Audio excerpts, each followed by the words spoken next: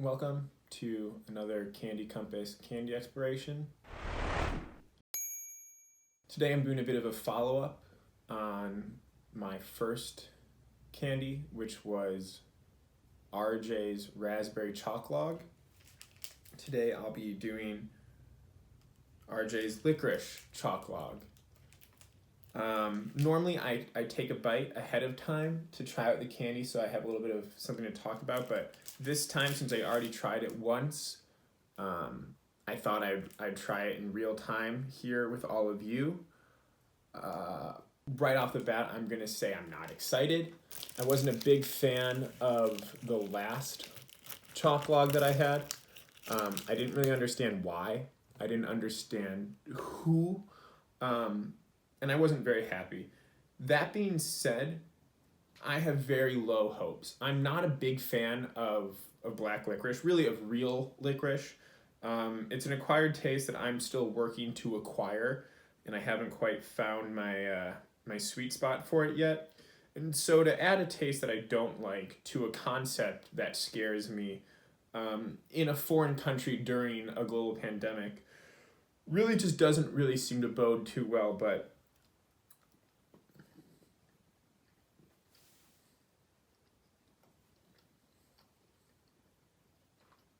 a lot of surprises here.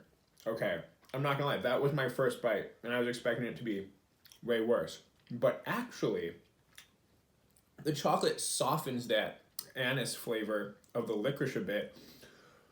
Wow. Huge.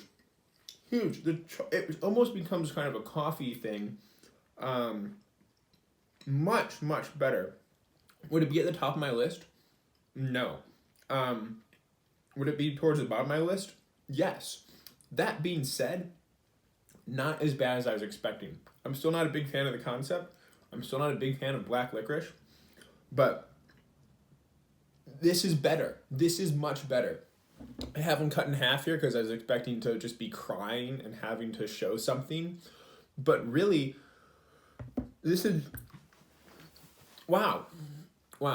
So, I was spoken about before, they wrap it, and actually this time I was able to tell it looks like there's even two halves, so perhaps